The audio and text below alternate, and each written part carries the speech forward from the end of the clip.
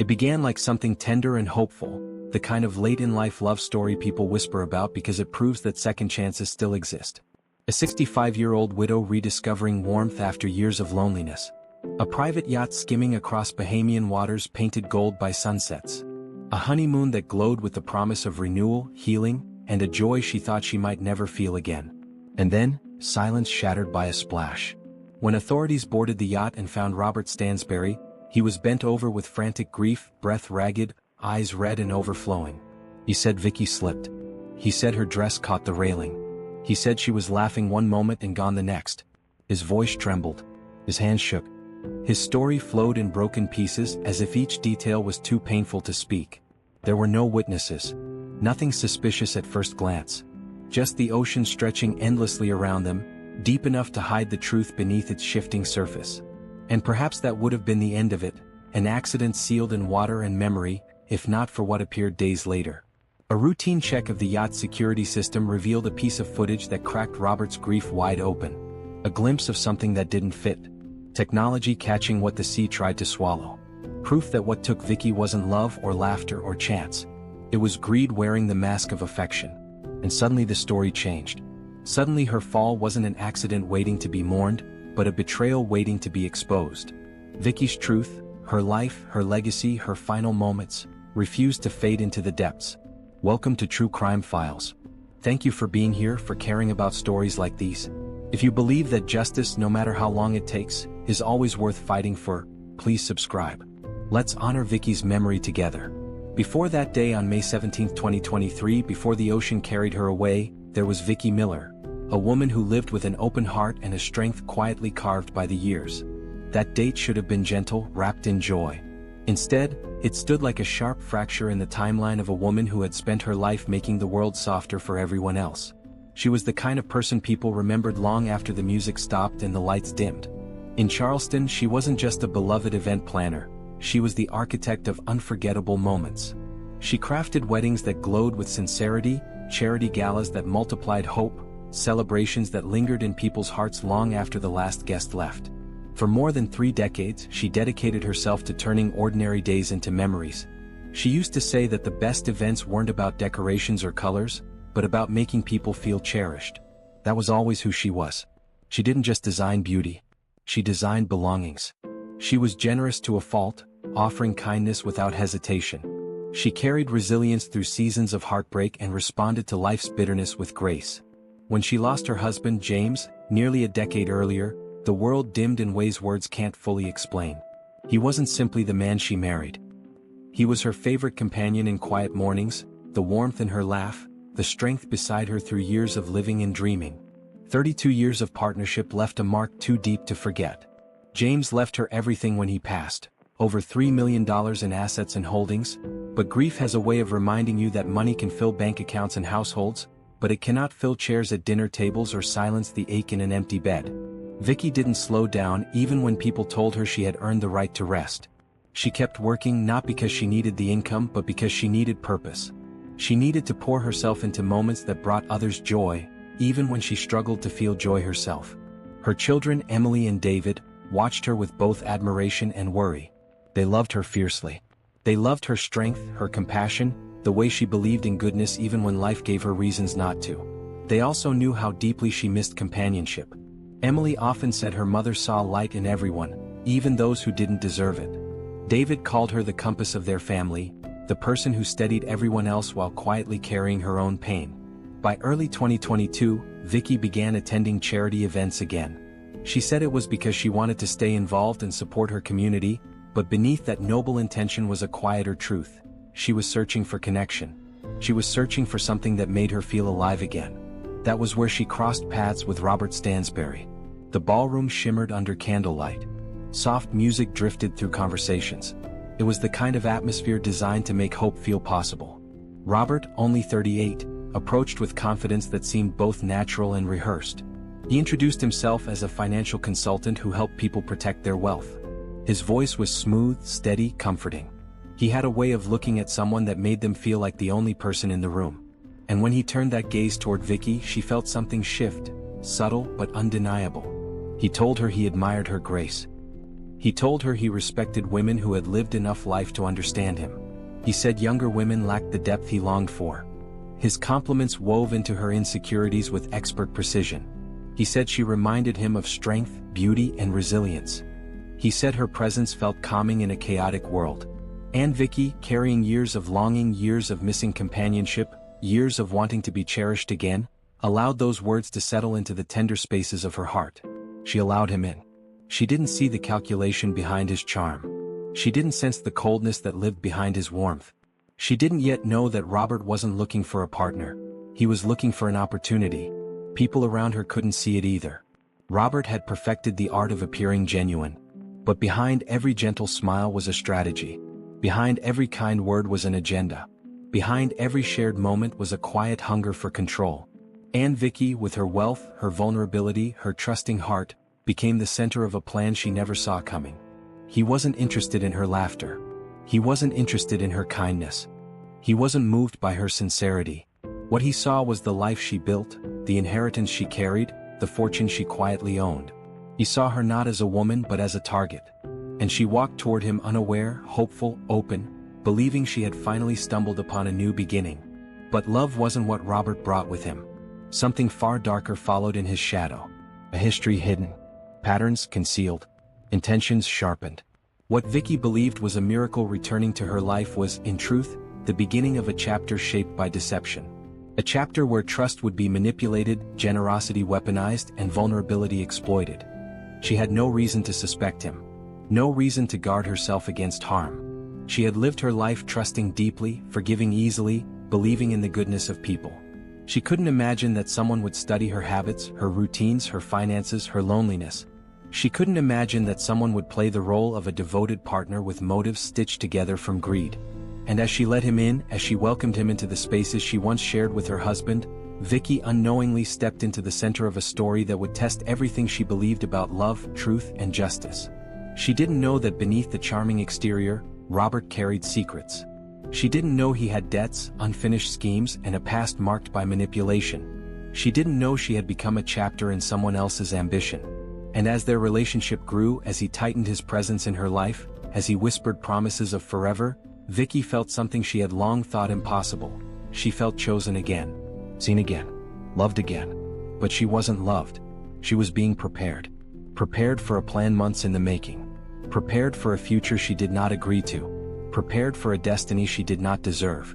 Because while Vicky saw hope, Robert saw opportunity. While she saw a new chapter, he saw a path to wealth. And while she believed in love, he believed in taking whatever he could, no matter the cost. The night he led her toward the yacht, he wasn't thinking about sunsets. He wasn't thinking about vows or tenderness or the years she had survived with an open heart. He was thinking about timing. He was thinking about risk. He was thinking about the ocean's silence and how easily it swallowed secrets. And Vicky, still believing in goodness, still believing in second chances, had no idea that she was stepping into the final moments of her story. A story she never wrote, shaped by someone who saw her not as a woman, but as a doorway to fortune. What she thought was love was a lie. What she thought was safety was danger. What she thought was a future was the unraveling of everything she cherished. But the truth has a way of finding its voice, even when buried beneath water. The story Robert tried to control was already slipping through his fingers. Technology captured what the sea tried to hide. Justice stirred. And Vicky Miller, even in death, refused to disappear quietly. To understand what happened on that yacht, you have to understand who Vicky Miller really was. Not just the headlines. Not just the victim. But the woman, the whole beautiful, complicated woman, who walked into that Charleston gala and dared to believe that her story wasn't over yet. Vicky's world had always been built on creating joy for others. For more than 30 years, she had been Charleston's secret weapon for anyone planning a moment worth remembering. Weddings were her specialty, but she did more than arrange flowers and seating charts. She listened. She learned what made couples laugh, what songs made them cry, what small details would make their grandmothers weep with happiness. Her office was a converted carriage house on King Street, filled with mood boards, fabric samples, and photo albums thick with memories that weren't even hers. But in a way they were. Every couple she worked with became part of her extended family. She attended christenings for babies born to couples whose weddings she'd planned. She sent anniversary cards on the exact date, every year without fail. Vicky didn't just plan your wedding, one bride wrote in a review years later. She made you feel like your love story mattered to the universe. That's who she was. When James died in 2013, Vicky could have stopped. She could have taken his life insurance, his business assets, and retired to a quieter life filled with books and gardening. Her children encouraged it. Emily even offered to move back home for a while just to keep her company. But Vicky refused. "I'm not done yet," she told them. "Your father and I built something that brought people together. I'm not ready to let that go." So she kept working. But the work changed her. Widowhood had softened her edges in some ways and sharpened them in others. She became more patient with anxious brides, more forgiving of last-minute changes. She understood, in a way she hadn't before, that life was fragile and fleeting, and that made every celebration sacred. But she also became lonelier. Her children saw it, even when she tried to hide it behind her calendar full of events and obligations. Emily noticed her mother watching couples dance at weddings with a faraway look in her eyes. David noticed she'd stopped hosting Sunday dinners at the house, the ones that used to overflow with neighbors, laughter, and James grilling steaks in the backyard. By 2021, nearly a decade after James's death, Vicky's social life had shrunk to a predictable routine: work during the week, church on Sundays, and an occasional charity gala where she'd mingle politely before slipping out early. She told herself she was content. She had her health, her work, her children. What more could she ask for? But late at night, when the house was too quiet and the bed felt too big, she'd admit the truth to herself. She missed being loved. Not just by her children or her friends, but by a partner.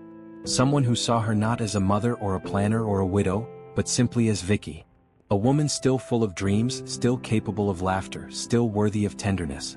Her friends tried to set her up on dates, but nothing ever clicked. The men were either too old and set in their ways, or they treated her like a project, someone to fix or save. She didn't want to be saved. She wanted to be seen. And then, on a warm October evening in 2022, she walked into the annual Charleston Arts and Heritage Gala, and Robert Stansbury was waiting. She almost didn't go that night. The gala was being held at the historic Gibby's Museum of Art, a venue Vicky knew well. She'd coordinated events there before, and while she appreciated the cause, raising money for arts education in underserved schools, she wasn't in the mood for small talk and champagne. But Emily had convinced her to attend. "Mom, you can't just work and go home every night," Emily had said over the phone earlier that week. "You love that museum. You love that cause. Just go. Wear something beautiful. Remind yourself you're still here." So Vicky went. She wore a deep burgundy gown that shimmered under the gallery lights, her silver hair swept into an elegant updo. She moved through the crowd with the grace of someone who'd attended 1,000 events, smiling at familiar faces, stopping to admire the artwork on display. That's when he appeared. "Excuse me," a voice said from behind her. "I couldn't help but notice, you're the only person in this room actually looking at the art." Vicky turned. The man standing before her was younger than most of the attendees, late 30s, maybe 40, with dark hair touched with silver at the temples, sharp blue eyes, and a smile that seemed genuinely warm. He was holding a glass of wine and wearing a tailored navy suit that suggested success without arrogance. "Most people come to these things for networking," he continued, extending his hand. "I'm Robert Stansbury." "Vicky Miller," she said, shaking his hand. His grip was firm but not overbearing. "And you're right, the art is the best part. The company is just a bonus." He laughed. It was an easy, unforced sound. "I like that. Most people would say it the other way around." They talked for nearly an hour, standing in front of a painting of Charleston's harbor at sunset. Robert told her he was a financial consultant who'd recently relocated from Atlanta to help clients navigate retirement planning. He said he'd grown up in Charleston but had been away for years, and coming back felt like rediscovering a part of himself he'd lost. "There's something about this city," he said, his eyes scanning the room before settling back on her. "It has a way of reminding you what really matters. History, beauty, connection." Vicky found herself drawn in. He wasn't like the other men she'd met at these events, the ones who talked endlessly about themselves or treated her like a grandmother figure. Robert asked questions. He listened. He seemed genuinely interested in her work, her life, her thoughts on art and music, and what made a city feel like home. When he asked if she'd like to get coffee sometime, she hesitated. Not because she didn't want to, but because she couldn't quite believe this handsome, articulate man was interested in her. "I know what you're thinking," Robert said, as if reading her mind. "You're wondering why someone my age would ask someone your age out for coffee." Vicky laughed nervously. "The thought crossed my mind." He smiled, but this time it was softer, more vulnerable. I've spent most of my life chasing things I thought mattered: career, status, people who looked good on paper. And I realized something recently: I've been looking for the wrong things. I'm not looking for someone who fits some arbitrary checklist. I'm looking for someone who's already figured out who they are. Someone with wisdom, grace, substance. He paused, his gaze steady on hers. Someone like you. Vicky felt something flutter in her chest, something she hadn't felt in years. Oh, coffee sounds lovely, she said.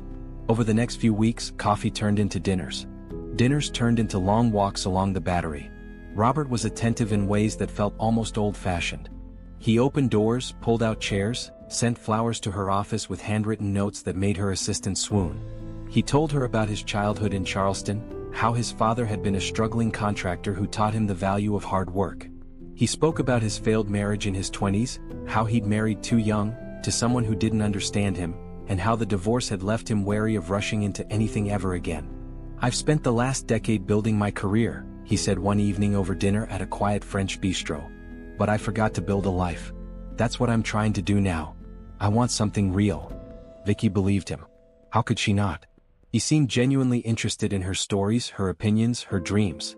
He didn't flinch when she talked about James. In fact, he encouraged it. He said it showed the depth of her capacity to love. That's rare, Vicky, he told her one night as they sat on her porch swing, the Charleston humidity thick around them. Most people guard their hearts after they've been hurt. But you're still open. Still willing to trust. That takes incredible courage. She felt seen in a way she hadn't in years. Her friends noticed the change in her almost immediately. At brunch one Saturday, her longtime friend Margaret leaned across the table with a knowing smile. All right, spill. Who is he? Vicky blushed. His name is Robert. We met at the arts gala. And? Margaret pressed. And he's wonderful, kind, thoughtful. He makes me feel like myself again. Margaret raised an eyebrow. How old is he? 38. The table went quiet. Margaret exchanged glances with the other women, their expressions a mix of concern and curiosity. Vicky, Margaret said gently, that's a big age difference. I know, Vicky said, her voice firm but warm. Believe me, I know. But age is just arithmetic. What matters is intention. And Robert's intentions feel genuine. Margaret didn't push further, but Vicky could see the worry lingering in her friend's eyes. Her children were less subtle.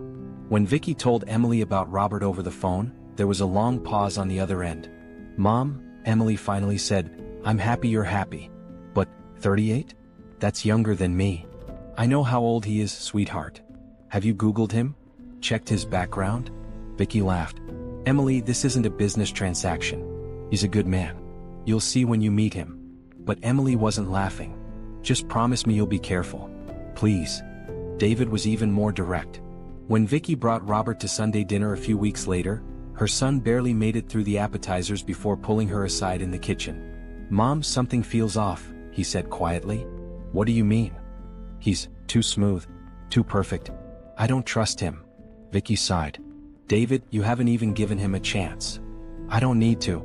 I can see the way he looks at you, and it's not the way Dad used to look at you. It's different. Of course it's different, Vicky said, her voice tinged with frustration. Robert isn't your father. No one will ever be your father. But that doesn't mean I don't deserve to be happy again. David softened, pulling his mother into a hug. I just don't want to see you get hurt. I won't, Vicky whispered into his shoulder. I promise. But deep down, beneath the joy and the hope and the butterflies, there was a small voice, a whisper she kept pushing away, that wondered if her children were right. She ignored it. Because for the first time in nearly 10 years, Vicky Miller felt alive. She felt wanted. She felt like the heroine of her own love story.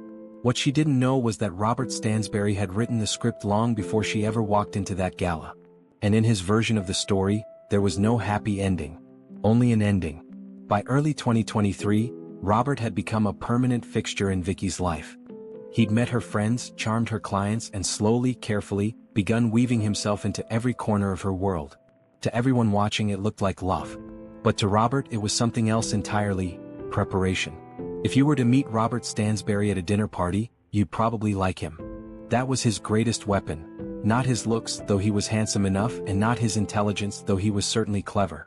It was his ability to make you feel like the most important person in the room, like he truly cared, like he saw something special in you that others had missed.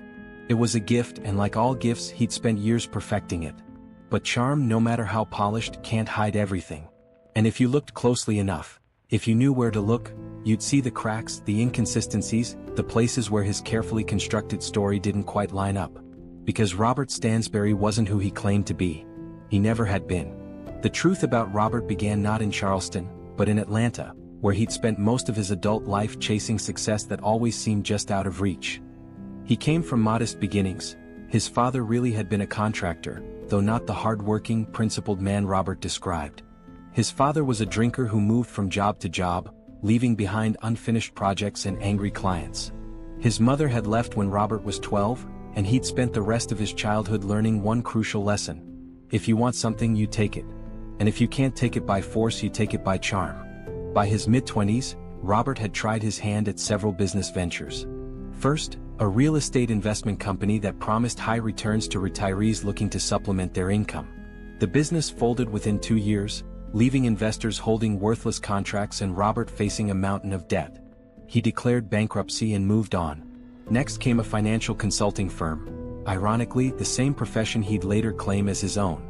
This one lasted slightly longer, but only because Robert had learned to be more careful about the paper trail. He convinced elderly clients to move their retirement funds into high-risk investments that benefited him far more than them. When regulators started asking questions, Robert shuttered the business and filed for bankruptcy again. The third venture was a cryptocurrency startup that promised to revolutionize elder care funding. It raised over $200,000 from private investors before collapsing under the weight of Robert's gambling debts. He'd been betting on sports, poker, anything that promised a quick payout.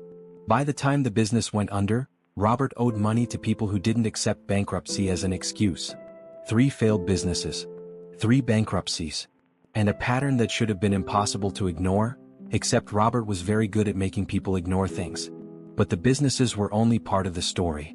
The darker truth lay in his relationships. In 2016, Robert met a woman named Linda Hartwell at a community theater production in Atlanta.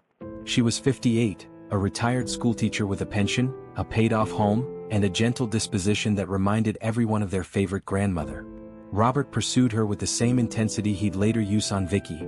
Flowers, handwritten notes, long conversations about art and meaning and the beauty of second chances. They dated for 8 months. During that time, Robert convinced Linda to let him help manage her finances. He said his background in investment consulting made him uniquely qualified to maximize her retirement income. What he didn't tell her was that he was funneling her money into offshore accounts and using it to pay down his gambling debts. When Linda discovered discrepancies in her bank statements, Robert gaslighted her. He told her she was confused, that her age was making her forgetful, that she should trust him because he loved her. When she threatened to go to the police, he became volatile, not physically abusive, but emotionally cruel in ways that left scars just as deep. Linda eventually filed for a restraining order. In her petition to the court, she wrote, "He made me feel like I was losing my mind, like I couldn't trust my own thoughts. He isolated me from my friends, controlled my money, and when I finally saw the truth, he made me feel like it was my fault." Robert left Atlanta shortly after. The restraining order meant nothing if he wasn't around to violate it. In 2019, he resurfaced in Savannah under a slightly different name, Rob Stansbury instead of Robert. He met a woman named Patricia Coleman at a financial planning seminar. Patricia was 62, a widow who'd recently received a substantial life insurance payout after her husband's death from cancer. She was vulnerable, grieving, and desperate for someone to tell her everything would be okay. Robert became that person. He moved in with her after just 3 months of dating. He convinced her to add him to her bank accounts for emergencies. He encouraged her to update her will, naming him as a beneficiary, just in case something happened. And when Patricia's sister started asking questions about Robert's past, he turned Patricia against her. "She's jealous," Robert whispered one night as they lay in bed. "She doesn't want to see you happy. She wants you to stay stuck in grief so she can control you." Patricia believed him. She stopped taking her sister's calls. 6 months into the relationship, Patricia fell down the stairs in her home. She survived, but barely, suffering a broken hip, fractured ribs, and a concussion that left her confused and disoriented for weeks. Robert was the only one home at the time. He called 911, played the panicked boyfriend, stayed by her side in the hospital. But Patricia's sister wasn't convinced. She hired a private investigator who uncovered Robert's history in Atlanta. The restraining order, the bankruptcies, the pattern of targeting older women with money. Armed with that information, she confronted Robert directly and threatened to expose him. He left Savannah the next day. Patricia never pressed charges. She was too embarrassed, too traumatized, and too afraid no one would believe her. But the investigator's report remained on file, a breadcrumb trail that no one in Charleston would think to follow. By the time Robert arrived in Charleston in late 2022, he'd learned from his mistakes. He was more careful now, more patient. He knew that the key to a successful con wasn't just charm, it was becoming indispensable. It was making the target believe that life without you would be unbearable. And Vicky Miller, with her open heart, her considerable assets, and her deep well of loneliness, was the perfect mark. From the very beginning, Robert studied her. He learned her routines, the coffee shop she visited every Tuesday morning, the church she attended every Sunday, the walking route she took along the Battery when she needed to clear her head. He knew which charities she supported, which causes made her emotional, which memories of James brought tears to her eyes. He mirrored her values. When she talked about the importance of kindness, he agreed wholeheartedly and shared stories, fabricated, of course, about volunteering at homeless shelters. When she mentioned her love of classical music, he suddenly remembered how much he'd missed attending the symphony. When she spoke about faith, he became the most devout man she'd ever met. It was a method acting at its finest. And Vicky never suspected a thing. The manipulation was so gradual, so gentle, that even Vicky's children didn't see it happening until it was too late. Robert never rushed. He never pushed. Instead, he created situations where Vicky felt like she was making her own decisions, when in reality he'd architected every choice. When Vicky mentioned feeling overwhelmed by managing her finances after James's death, Robert didn't immediately offer to help. Instead, he planted seeds. "You know, I worked with a client recently who was in a similar situation," he said one evening over dinner. "Widowed, successful, but just exhausted by all the paperwork and decisions. We simplified everything for her, consolidated accounts, automated payments, set up a trust. She told me it felt like this huge weight had been lifted." "That sounds wonderful," Vicky said wistfully. "It was. And honestly, Vicky, you deserve that kind of peace. You've spent your whole life taking care of everyone else. Someone should take care of you for once." The offer came weeks later, framed as a favor, not a transaction. "I know this is forward," Robert said, his voice soft and sincere, "but I'd be happy to take a look at your accounts. Not to manage them or anything, just to see if there's a way to make things easier for you. No pressure. I just hate seeing you stressed." Vicky hesitated, but only briefly. By that point, Robert had become her confidant, her companion, the person she trusted most in the world outside of her children. Why wouldn't she let him help? Within weeks, Robert had access to her bank accounts, her investment portfolio, and detailed knowledge of her assets. He studied everything with the precision of a jewel thief casing a vault. But financial access wasn't enough. Robert needed emotional control too. He began isolating Vicky, not overtly, but through subtle suggestions that made her question the people around her. When Margaret, her longtime friend, made a comment about Robert being too good to be true, he didn't get angry. Instead, he looked hurt. "I get it," he said quietly when Vicky told him. "I'm younger. I'm new. They don't know me yet. But Vicky, it hurts to hear that people think I have some ulterior motive. Like I'm not capable of just loving you." Vicky immediately felt guilty. "I'm sorry. Margaret means well. She's just protective." "I know. And I appreciate that you have people who care about you. But sometimes I wonder if they're protecting you from me, or protecting their own version of who you should be with." The words were poison disguised as poetry, and Vicky drank them down. She started seeing Margaret less. She stopped sharing details about her relationship with Robert, afraid of being judged. She began defending him to her children even when they raised legitimate concerns, because defending him felt like defending her own choice to love again. Robert had done what every skilled manipulator does. He made Vicky's love for him feel like an act of rebellion, of courage, of reclaiming her life. And anyone who questioned it became the enemy. The most insidious part of Robert's manipulation was how he weaponized Vicky's grief. Whenever she talked about James, which she still did often, Robert never showed jealousy. Instead, he leaned in. He asked questions. He validated her loss. "He must have been a remarkable man," Robert would say, holding her hand across the table. "The way you talk about him, the love you still carry. That's not something everyone is capable of, Vicky. That kind of devotion is rare." Vicky would smile through tears, grateful to be with someone who didn't make her feel guilty for still loving her late husband. But then Robert would add, almost as an afterthought, "And you know what? He'd want you to be happy. He'd want you to live fully, to love again. You deserve to be loved like that again, Vicky. You deserve to feel that kind of joy." It was brilliant because it wasn't technically a lie. James probably would have wanted those things for Vicky. But Robert wasn't offering love or joy. He was offering a performance. A carefully constructed illusion designed to make Vicky feel like she was healing, when in reality she was being hollowed out from the inside. By the spring of 2023, Robert had achieved total control. Vicky trusted him completely. Her friends had been distanced. Her children had been dismissed as overprotective. Her finances were transparent to him. Her routines revolved around him. And then came the moment he'd been building toward all along, the proposal. He did it on the anniversary of their first meeting at the same museum where they'd met. He got down on one knee in front of the same painting of Charleston's harbor, and he told her she was the love of his life. The ring, a modest but elegant sapphire, sparkled under the gallery lights. Vicky said yes through tears of joy. Her children were devastated. Her friends were worried. But Vicky was radiant, glowing with a happiness she hadn't felt in over a decade. What no one knew, what Vicky couldn't have known, was that Robert had already begun researching life insurance policies, yacht rentals in the Bahamas, and the average time it takes for a body to be consumed by sharks in open water. The proposal wasn't the beginning of their life together. It was the beginning of the end. And as Vicky began planning their intimate wedding and dreaming about their honeymoon, Robert was planning something too. Not a future, but an exit. There's a particular kind of violence that doesn't leave bruises. It doesn't announce itself with raised voices or slammed doors.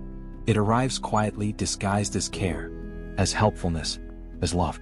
It arrives with a pen and a stack of papers and a voice that says, "I just want to make sure you're protected." For Vicky Miller, that violence arrived in the spring of 2023, wrapped in Robert's patient smile and framed as thoughtfulness. And by the time she realized what she'd signed away, it would be far too late. The shift began so subtly that even Vicky's children, who'd been watching Robert like hawks, almost missed it. It started with bills. One evening in late March, Vicky and Robert were sitting on her porch, watching the sun sink behind the live oaks draped in Spanish moss. She'd been telling him about a particularly chaotic wedding she'd coordinated that weekend when her phone buzzed with a payment reminder from her credit card company. She sighed, rubbing her temples. "I swear I pay these bills every month and they just keep multiplying. James used to handle all this. I never realized how exhausting it was." Robert reached over and gently took the phone from her hand, studying the notification. "You know," he said carefully, "you're juggling too much. Between your business, your personal accounts, credit cards, investment statements, it's no wonder you're overwhelmed." "It's fine," Vicky said, though her voice betrayed her exhaustion. "I've been managing." "You have. And you've done an incredible job. But Vicky..." He paused, choosing his words with surgical precision. "You shouldn't have to do this alone. Especially not when I'm right here, and this is literally what I do for a living." Vicky looked at him, uncertainty flickering in her eyes. "I'm not saying you can't handle it," Robert continued, his voice warm and reassuring. "I'm saying you shouldn't have to. Let me help you. We can sit down together, look at everything and find a way to simplify it all. Automate payments, consolidate accounts, maybe set up a better system so you're not constantly chasing paperwork." It sounded so reasonable, so kind, so much like something a loving partner would offer. "Are you sure?" Vicky asked. "I don't want to burden you with my mess."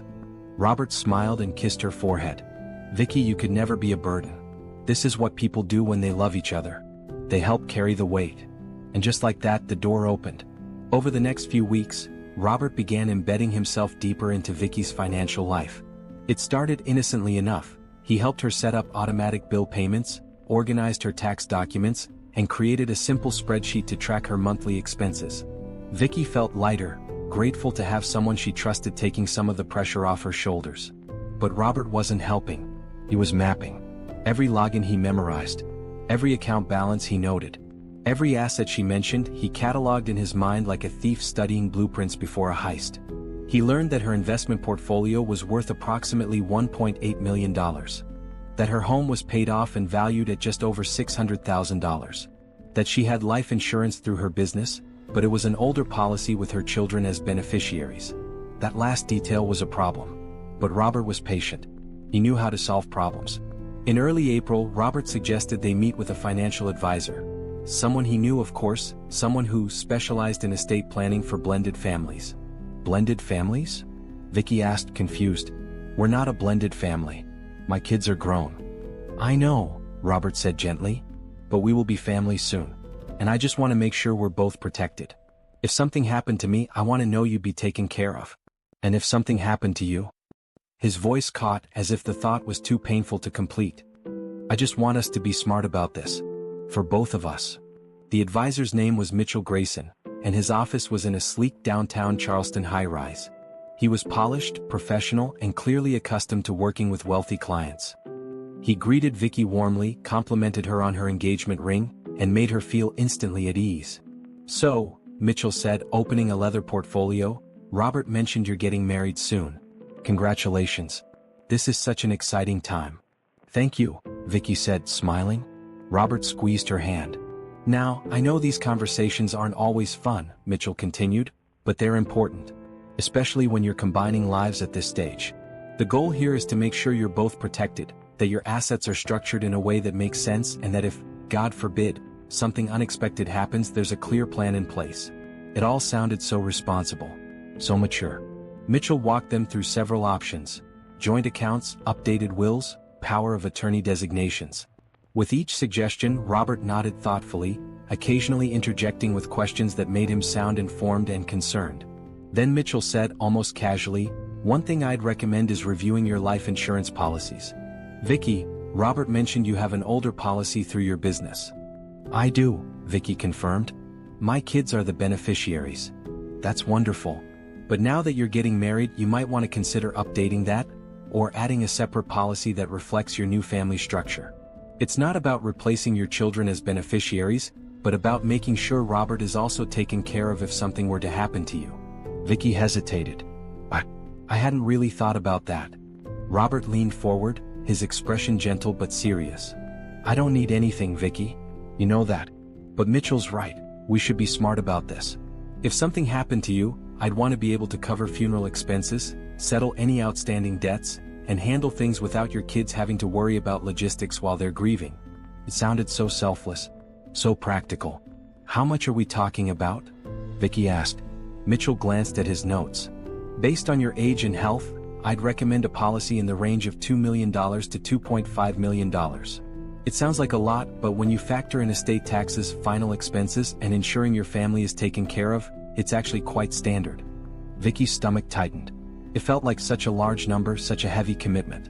But Robert was already nodding. That makes sense. And Vicky, we can structure it however you want. We can split the beneficiaries, some to me, some to the kids. Whatever makes you comfortable. Let me think about it, Vicky said. Mitchell smiled. Of course, take your time. There's no rush.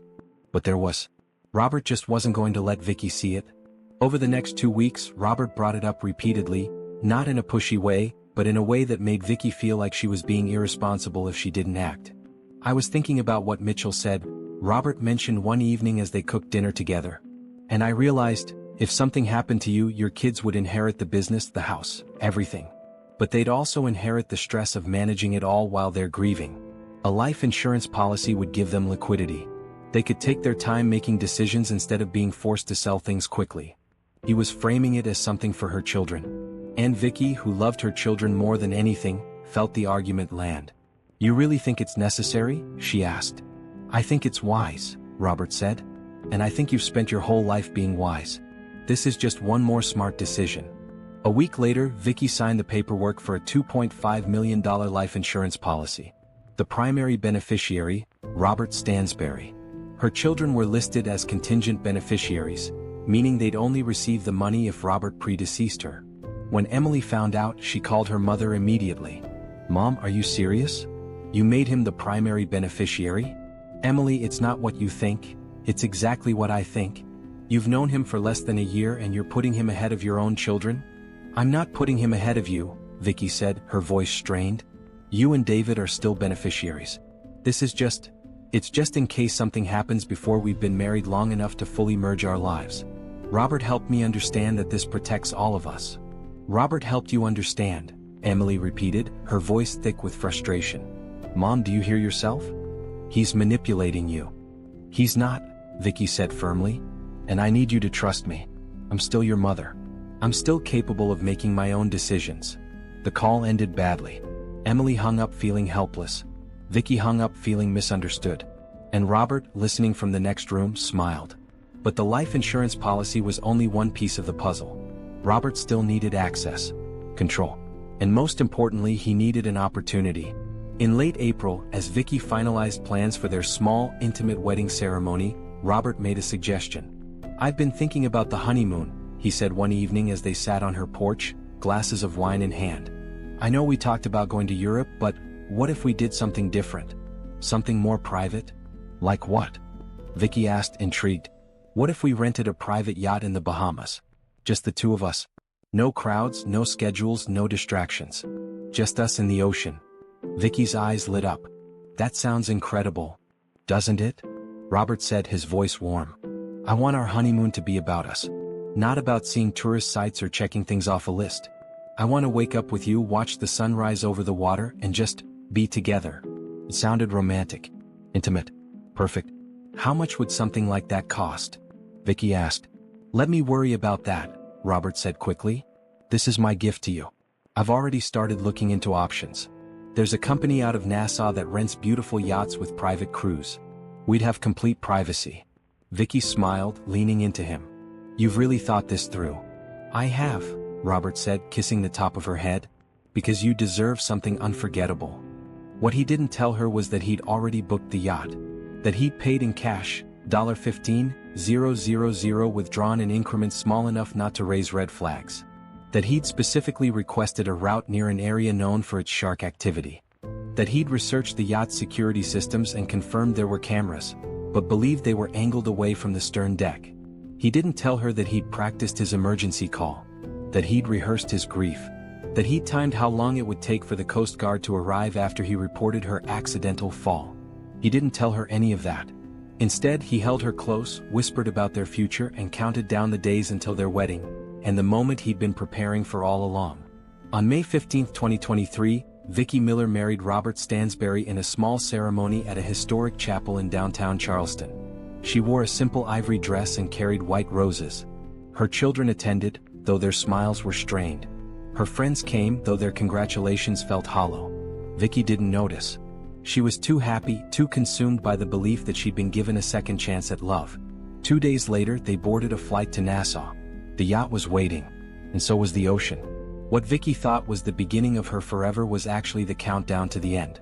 And as the yacht pulled away from the dock, Robert checked his watch, rehearsed his lines one more time, and prepared to play the role of his life, the grieving widower.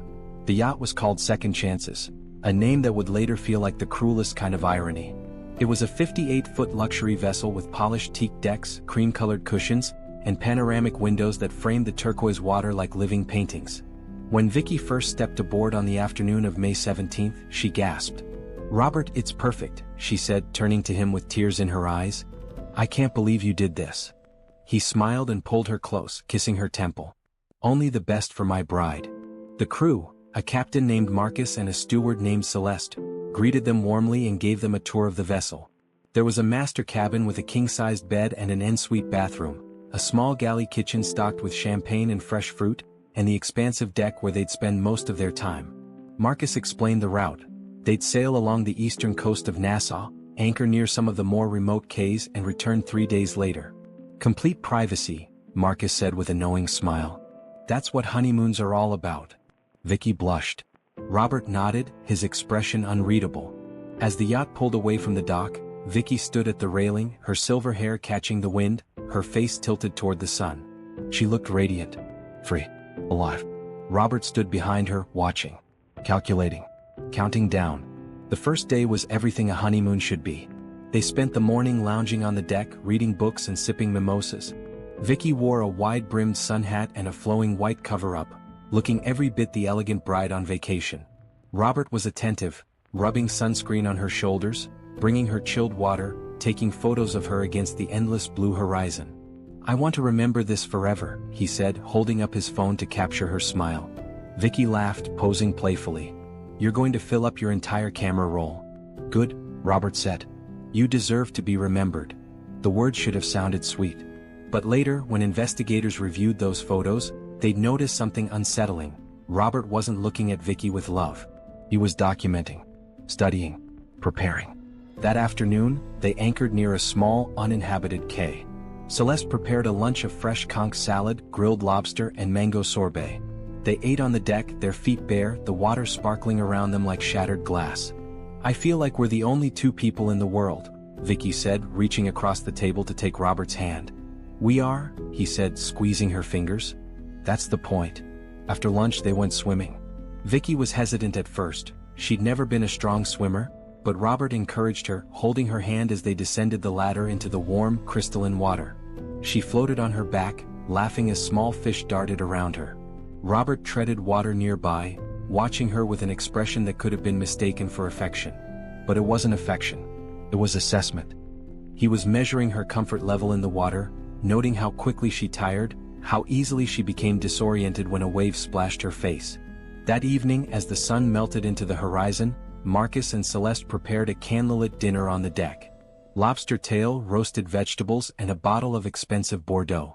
Vicky changed into the deep red gown she'd worn for their engagement photos. A floor-length dress that shimmered like liquid silk, with delicate off-the-shoulder sleeves and a flowing train that caught the sea breeze like a sail. "You look breathtaking," Robert said when she emerged from the cabin. And she did. In that dress, with the fading sunlight turning her silver hair to gold, Vicky Miller looked like a woman who had reclaimed her life. Like someone who'd survived loss and found joy again. She had no idea she was dressed for her own funeral. They danced after dinner, swaying slowly to music playing from a portable speaker. Robert held her close, his hand on the small of her back, guiding her in gentle circles. Vicky rested her head on his shoulder, closing her eyes, breathing in the salt air and the warmth of the moment. "Thank you," she whispered. "For what?" "For this. For choosing me. For making me feel like life isn't over just because I'm getting older." Robert pulled back slightly, looking down at her with an expression that seemed tender. "Vicky, your life is just beginning. And I'm so grateful I get to be part of it." He kissed her then, soft and slow. And Vicky believed, with every fiber of her being, that she was loved. The second day followed the same pattern. Sun, sea, laughter. More photos. More champagne. More promises whispered under starlight. But something subtle began to shift. Robert was quieter. More distracted. Vicky noticed him checking his phone repeatedly, frowning at the screen. "Is everything okay?" she asked as they sat on the deck that afternoon. "Yeah, just work stuff," he said, rubbing his temples. "One of my clients is panicking about some market fluctuations. I told him I'd be offline, but he keeps emailing." "Can it wait?" Vicky asked, concern creeping into her voice. "It should," Robert said, forcing a smile. "I'm not going to let it ruin our honeymoon." But it already had, or at least he was pretending it had. The shift was intentional. Robert needed Vicky to see him as stressed, distracted, not entirely himself. That way, when things went wrong, it would seem more believable. More human. That evening, Vicky wore the red gown again. She loved how it made her feel, beautiful, confident, chosen. They had another elegant dinner, though Robert barely touched his food. He kept glancing toward the horizon, checking his watch, his jaw tight. "Robert, talk to me," Vicky said gently. "What's really going on?" He sighed, setting down his wine glass. "I'm sorry. I'm in my head. I keep thinking about everything we're building together, and I just want to make sure I'm doing right by you. That I'm the husband you deserve." Vicky's heart swelled. "You already are." He smiled, but it didn't reach his eyes. "I hope so."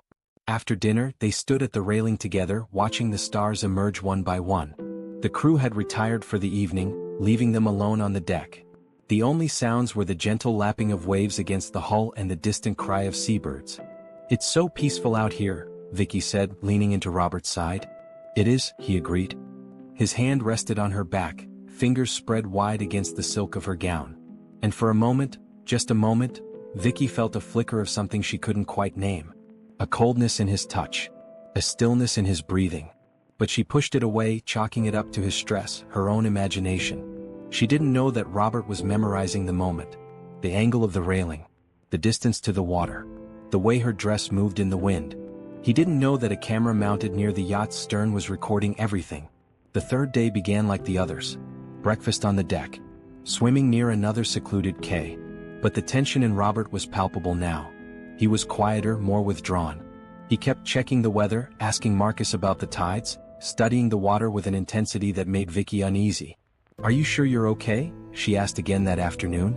"I'm fine," he said curtly. Then, catching himself, he softened. "I'm sorry, Vic. I'm just tired. I think I need an early night." But he didn't go to bed early. Instead, as the sun began to set, he asked Marcus and Celeste to take the evening off.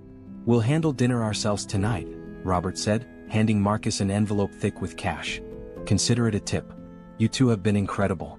Go relax, have a drink, enjoy the evening. We'll see you in the morning." Marcus hesitated. "Are you sure?" "It's no trouble, I insist," Robert said firmly. "We want some private time. Just the two of us." Reluctantly, Marcus and Celeste retreated to the crew quarters below deck, leaving Robert and Vicky alone. Vicky changed into the red gown for the third and final time. She'd packed other dresses, but there was something about this one, the way it made her feel bold and beautiful and worthy of a love story. She didn't know it would become her shroud. Robert had prepared a simple dinner: cheese, crackers, fruit, champagne. They ate in near silence, the air between them heavy with something Vicky couldn't name. "You've been so quiet today," she said finally. "Please tell me what's wrong." Robert looked at her, his expression unreadable. Then he stood, extending his hand. "Dance with me." "Robert, please, Vicky. Just one dance." She took his hand, letting him pull her to her feet. There was no music this time. Just the sound of the ocean and the whisper of wind through her gown. They swayed together near the railing, Robert's arms wrapped around her. She rested her cheek against his chest, listening to the steady rhythm of his heartbeat. It should have been comforting. Instead, it felt mechanical. "Cold. I love you," she whispered. Robert didn't respond. Instead, he guided her backward toward the stern railing. The water below was dark, the sun having dipped below the horizon, leaving only the pale glow of twilight. "Look at the stars," Robert said softly, turning her so her back was to the railing. Vicky looked up, marveling at the sky filled with pinpricks of light. "They're beautiful." "They are," Robert agreed. He took her hand, raised it to his lips, and kissed her knuckles gently. "You deserve the world, Vicky." She smiled, turning to look at him. "I have everything I need right here." And then he said something that made her laugh. Detective Sarah Chen had spent 12 years with the Royal Bahamas Police Force, and the ocean had shown her its many temperaments.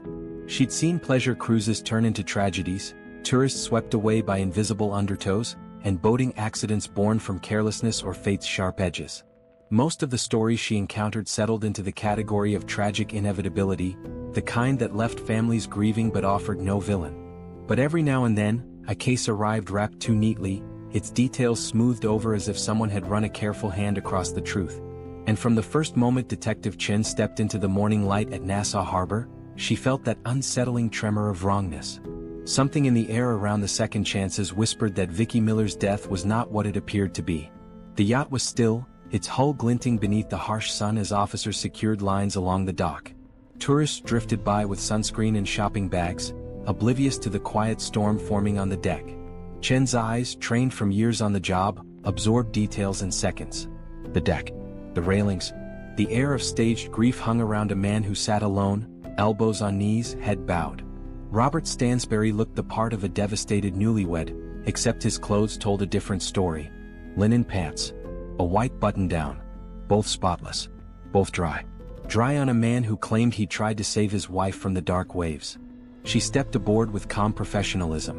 "Mr. Stansbury," she said, voice even but not unkind. "I'm Detective Chen. I'm so sorry for your loss. I know this is an incredibly difficult time, but I need to ask you some questions." He looked up, eyes rimmed with redness but lacking the sheen of fresh tears. "Of course. Anything. I can't believe she's gone."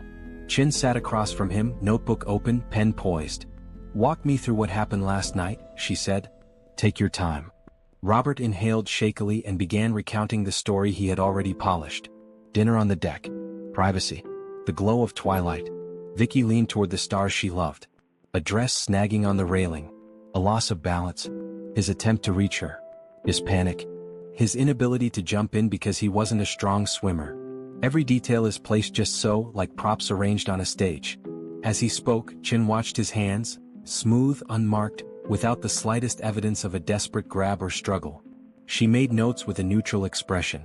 When he described grabbing the railing to keep from falling in, She glanced again at his sleeves and cuffs. Pristine. Untouched by seawater. Your clothes are dry, she observed. I already explained, Robert said quickly. I didn't jump in. I panicked. I thought if I went in I might die too. I understand, Chin said, though her mind had begun marking red flags like quiet buoys.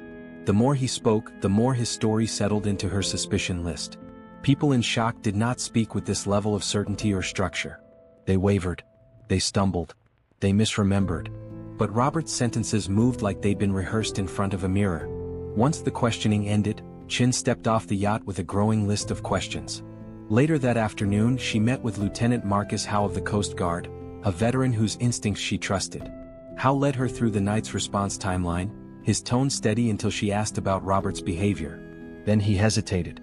Detective, I'll be honest, Howe said. Something felt off. He described the dry clothes, the scripted phrases, the lack of genuine panic, the strange precision when Robert walked them through where Vicky had been standing. The calm calculation is unusual for someone who just watched a spouse disappear into dark water. And as Howe detailed the spotless deck, no splashes, no wet footprints, Chin added more notes to her already thick file. The unease sharpened when Vicky's body was recovered 2 days later. At the morgue, Dr. Patricia Reeves pointed out details that chilled the room. The drowning was real, unmistakable. But the paint beneath Vicky's nails told another story, white flakes taken from a struggle against the yacht's railing. The abrasions on her fingertips suggested desperate clawing. And the bruises on her lower back and shoulder blade thrummed with a darker implication. Force, not accident. She tried to hold on, Dr. Reeves said. Chin studied the injuries, her jaw tightening. And someone pushed her, she murmured. Dr. Reeves nodded, measured but certain within her limits. I can't say that definitively. But these injuries don't align with an accidental fall. Back at headquarters, Chin dug into Robert's past, and the pieces began locking together with terrible clarity. The restraining order in Atlanta. The financial manipulation. Patricia Coleman's so-called fall in Savannah. Each account pointed toward a man with a pattern. Charm, isolation, access, and then disaster. But patterns alone could not imprison him. She needed the concrete truth. Then the call came. Atlantic Marine Insurance had pulled the yacht's security footage. 3 cameras. One facing the stern. The one Vicky had been standing near. 2 hours later, Chin sat in a dark conference room, watching the truth unfold in cold, merciless clarity. The timestamp. The deck bathed in twilight. Vicky in her red gown, luminous even in grainy footage. Robert approaches her with deliberate calm. They spoke. She laughed. He positioned her with her back to the railing. A moment of stillness. And then his hand moved. Not affection. Not clumsiness. Intent. Precision. Enough force to send her backwards, arms flailing, hands scraping paint, nails dragging, gown catching the air like a final tragic flare of color. And Robert stepped back. Composed himself. Called for help. No panic. No attempt to jump in. No instinctive reach. Just calculation. When the lights flicked on, no one in the room spoke at first. The silence throbbed. That's murder, the prosecutor said flatly after the third viewing. Chin felt the conviction settle in her bones. He planned everything, she said. But he didn't plan for the camera. The next morning, she flew to Charleston with an arrest warrant tucked alongside the footage. Robert had already returned home, already stood in front of cameras, already mourned publicly, already played the grieving husband draped in sorrow. But the mask would not survive what Detective Chin carried in her briefcase. She knocked on his apartment door on May 25th. Robert opened it with the same soft, practiced grief he'd worn since the night Vicky died. Mr. Stansbury, Chin said, steady and cold, you're under arrest for the murder of Victoria Miller. And at that moment the facade cracked. The mask dropped. And fear, real, uncontrollable fear, finally surfaced on the face of a man who believed the ocean would hide everything. But the ocean had not spoken. The camera had. And justice, patient but persistent, had come for him at last. The interrogation room at the Charleston Police Department had a way of draining the color out of everything. The walls were an institutional beige that seemed specifically chosen to irritate the eye, and the fluorescent lights hummed with an unwavering, needling persistence. Detective Sarah Chin knew this room intimately, understood how silence could press down on a suspect like an unseen hand. Today the room felt especially watchful. Robert Stansbury sat cuffed at the metal table bolted to the floor, his expensive watch catching every flicker of fluorescent glare.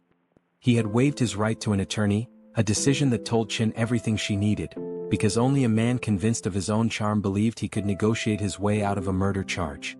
"This is a mistake," Robert insisted, his voice smooth but his eyes bouncing nervously between Chin and the small recording camera in the corner. "My wife died in a tragic accident. I've cooperated from day one. I don't understand why I'm being treated this way." "Mr. Stansbury," Chin said, her tone calm but clipped as she slid a manila folder toward him, "this isn't a mistake. And this isn't an accident investigation anymore." She leaned back slightly, letting the moment sharpen. "This is a murder investigation. And you aren't a grieving widower. You're a suspect." Robert's jaw tightened, though he held on to the careful neutrality he'd mastered over the years. "I want to help," he said carefully. "But I don't appreciate being treated like a criminal." Chin opened the folder with quiet finality and laid out the photographs like cards in a deck stacked against him. Vicky's engagement ring. The $2.5 million life insurance policy. Bank statements showing his access to her accounts. The yacht rental receipt was paid in cash. Each item settled on the table with a soft tap that seemed to reverberate around the room. "Let's talk about the life insurance policy," she began. $2.5 million. Taken out 6 weeks before your honeymoon. And you're the sole beneficiary. That's quite a coincidence. "We talked about that with our financial advisor," Robert replied quickly. "It was protection for both of us. Vicky wanted to make sure I'd be secure if anything happened to her." Chin's eyebrow arched slightly. "Interesting timing. 6 weeks before a honeymoon where she conveniently falls overboard." "That's not fair," Robert snapped, a flash of frustration escaping. "It was devastating for me. I lost the woman I love." "You executed a search warrant on your laptop and phone," Chin said, voice cool as she reached for another document. "Do you know what we found?" Robert's composure tilted, just slightly but enough to register. "Searches," Chin continued. "Average time to drown in open water. Survival rates after falling from a boat. Do sharks attack in Bahamian waters at night? How long before Coast Guard responds to emergency call?" She let each phrase linger. "That's a lot of research for a romantic honeymoon." "I was worried about safety," he stammered. "Vicky wasn't a strong swimmer. I wanted to be prepared in case something happened." "Prepared?" Chin echoed softly. "It sounds like you weren't preparing for the possibility of an accident. It sounds like you were preparing to cause one." "That's ridiculous." "We also found voice recordings," she said, lifting another paper. 17 recordings. All of you are practicing your emergency call. Same script. Same lines. Same dramatic tone. Why would you rehearse reporting an accident that hadn't happened yet?" Robert swallowed hard. I don't know. Those must have been accidental recordings. Pocket dials." 17 pocket dials, Chin repeated, her tone icy. "All with rehearsed grief." She leaned forward slightly, her eyes unwavering. "Here's what I think. You targeted Vicky. You saw a vulnerable widow with resources. You manipulated her, isolated her, gained access to her finances, convinced her to take out a massive life insurance policy. And then you chartered a private yacht, dismissed the crew and pushed her overboard." "That's not true." His composure broke, voice rising. "I loved Vicky. It was an accident." "Then explain the footage," Chin said quietly. Robert went still. "What footage?" Chin held up a USB drive. His entire face was drained of color. "The yacht had security cameras," she said softly. "Insurance companies always check." His lips parted but no sound came out. "That footage doesn't show an accident," Chin continued. "It shows a murder." "I want a lawyer," Robert whispered. "Of course you do," she replied, standing. "Because you know the camera saw everything." 5 months later, the trial opened on a cold November morning in Charleston. Outside, reporters swarmed like gulls in a storm, cameras flashing, protesters lifting signs demanding justice for Vicky. Inside, the courtroom filled with people who had never met Vicky but still carried her story like a weight in their chests.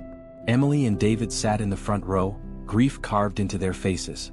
Robert entered with his high-profile attorney, wearing a tailored suit that tried and failed to disguise the hollowness behind his eyes. Even in that courtroom he performed, somber expression, bowed head, carefully orchestrated vulnerability. But beneath the performance was a shadow of something else: fear. Judge Margaret Whitfield presided with a stern gaze that silenced the murmuring crowd. Opening statements began, and Assistant District Attorney Monica Torres approached the jury with steady resolve.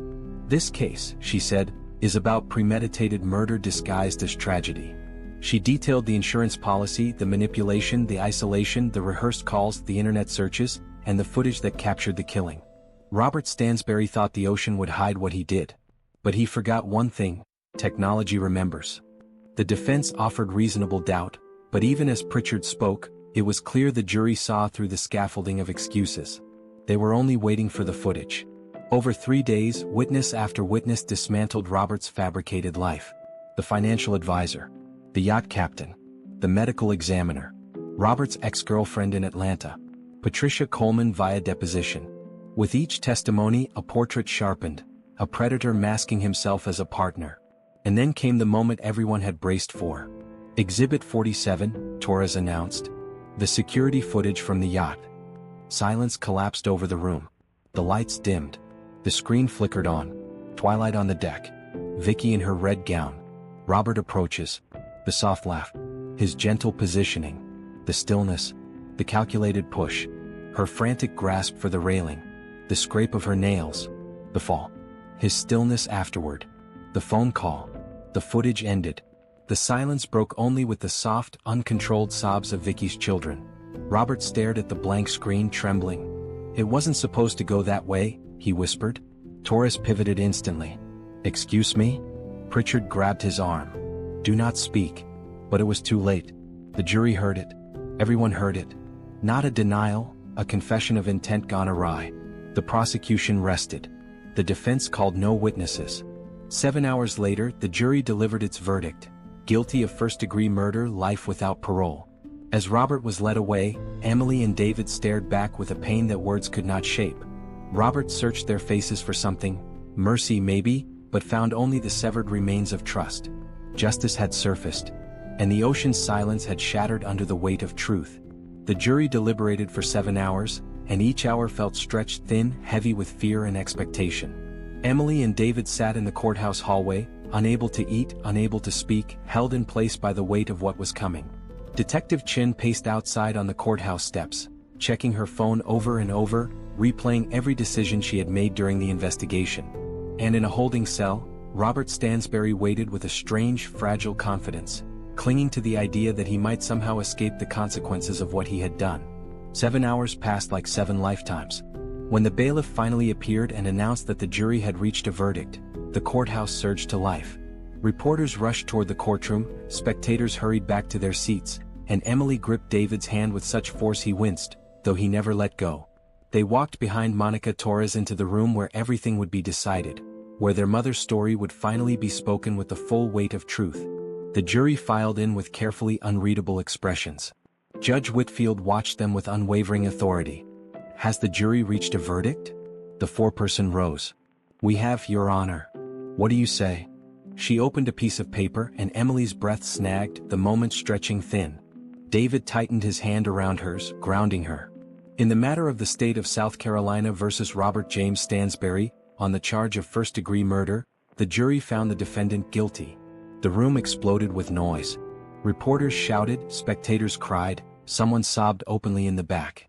Judge Whitfield struck her gavel repeatedly, demanding order, but chaos rolled through the room before slowly settling. Emily barely heard anything.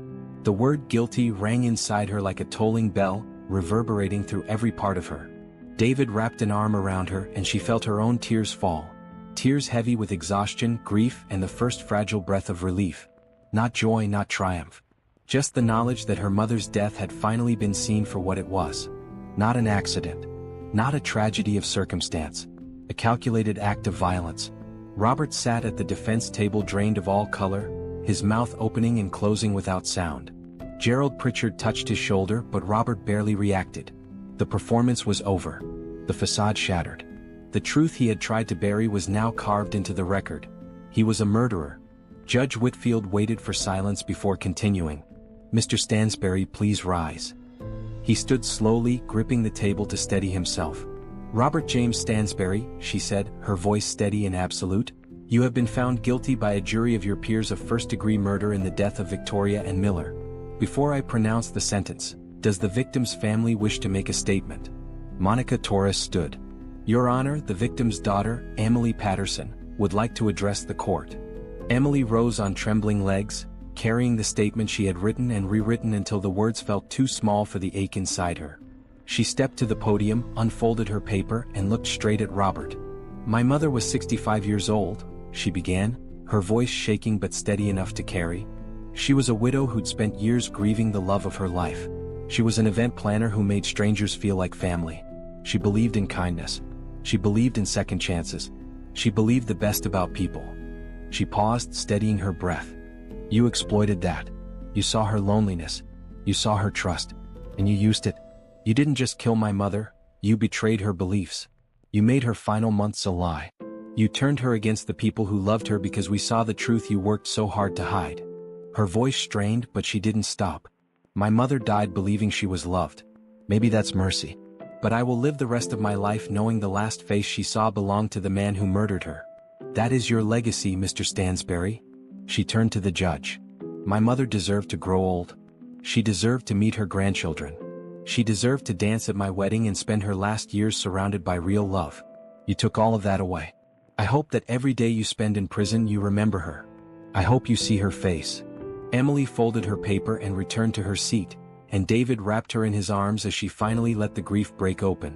Judge Whitfield allowed a moment before speaking again. "Mr. Stansbury, you committed one of the most calculated murders this court has seen. You targeted a vulnerable woman, manipulated her trust, isolated her, and killed her for financial gain. The evidence, including the security footage, leaves no doubt." She continued with unflinching resolve. "The law provides only one sentence for first-degree murder with aggravating circumstances: life imprisonment without the possibility of parole. It is the sentence of this court that you spend the rest of your natural life in prison. This court is adjourned." The gavel fell, echoing through the room. Robert stood motionless as bailiffs approached and cuffed him. As they led him toward the door that would take him back to custody and then to prison, he looked back toward the courtroom gallery. His gaze met Emily and David. Something flickered in his expression: fear, regret, or simply the recognition that the future he imagined had evaporated. Emily held his gaze, her face streaked with tears but unwavering. She didn't look away. Then he disappeared through the door, swallowed by the system he believed he could outsmart. Outside, the November air felt sharp and clean, filled with the scent of fallen leaves and distant rain. Reporters crowded the steps, cameras flashing. Monica Torres and Detective Chin stood beside Emily and David, shielding them from the chaos. "Miss Patterson, how do you feel about the verdict?" a reporter called. Emily stepped forward. "I feel grateful. Grateful that my mother's story was heard. Grateful to everyone who worked to bring her justice. It won't bring her back, but it means he can never hurt another family." Another reporter asked, "Do you have a message for other families?" "Trust your instincts," Emily said. "If something feels wrong about someone in your loved one's life, speak up. It might strain your relationship, but it could save their life. I wish we had pushed harder. I wish we had done more. But we can't change the past. All we can do now is use her story to help others see the warning signs." David added, his voice thick, "Our mother believed in love. She didn't deserve this. But her truth is out there now. Predators like Robert don't always look like monsters. Sometimes they look like gentlemen." Reporters kept shouting questions, but Detective Chin gently guided them toward a waiting car. "You did beautifully," she said. "Your mother would be proud." Emily nodded, unable to trust her voice. As the car pulled away, she looked back at the courthouse where the truth had finally been spoken. The setting sun cast warm light across the stone, turning it gold. It was beautiful and painful all at once. Her mother was gone. Nothing could change that. But at least her story had been told. 3 months later, Emily and David returned to the Bahamas on a quiet February morning. They chartered a small boat to the place where their mother had died. The sea was calm and clear, nothing like the dark, violent night she had been pushed overboard. Emily held a wooden box containing some of her mother's ashes. They had saved part of them for this moment. "Ready?" David whispered. Emily nodded. Together they opened the box and released the ashes. They drifted outward like scattered light across the water, catching the sun before dissolving into the sea. "Rest easy, Mom," Emily whispered. "We got him." They stayed there for a long while, the boat rocking gently beneath them. When Emily reached for the railing, she noticed a small piece of red fabric caught on the metal. It reminded her of her mother's red gown, the one that had become both celebration and testimony. She touched it lightly, then let it go. It fluttered away across the water before disappearing into the breeze. Back in Charleston, the Second Chance's yacht sat empty in a private marina. Everything had been cleaned, repaired, restored. But the camera remained, still fixed at the stern, recording the world with perfect memory. Cameras don't forget. They don't lie. They bear witness. Robert Stansbury is serving life without parole at Lee Correctional Institution. His appeals have all been denied and he receives no visitors. The $2.5 million life insurance policy was voided because of his conviction, and the funds went to Vicky's children, who donated a significant portion to elder abuse prevention and domestic violence organizations. Detective Sarah Chen was promoted to lieutenant and now leads major crimes. She keeps a photo of Vicky on her desk, a reminder of why her work matters. Emily Patterson continues her mother's event planning business, renaming it Vicky's Legacy Events. Every celebration she plans is a quiet tribute to the woman who taught her to honor life's moments. David Miller created a scholarship in his mother's name for students pursuing hospitality careers. The first recipient wrote that she wanted to make people feel the way Vicky had made them feel. Seen, valued, and loved. And somewhere in the Caribbean, the currents hold Vicky Miller's ashes. She is remembered not as a victim, but as a woman whose story mattered, whose truth could not be erased, whose legacy became both warning and light. Justice did not bring her back, but it honored her life. He thought the ocean would keep his secret. But cameras don't blink. And sometimes, justice doesn't come from confession. It comes from the footage you forgot to erase. This is how we remember Vicky Miller. Not as a victim, but as a woman whose truth refused to be silenced. Whose legacy became a warning. Whose love, even in death, reminded us all to trust our instincts, protect the vulnerable, and never stop fighting for those who can no longer fight for themselves. Rest in peace, Vicky. The ocean tried to hide you. But your family, your community, and the truth brought you home. If you want more real stories where hidden truths surface, justice fights back, and victims are finally heard, make sure you subscribe to True Crime Files. Your support helps us keep telling the stories that matter.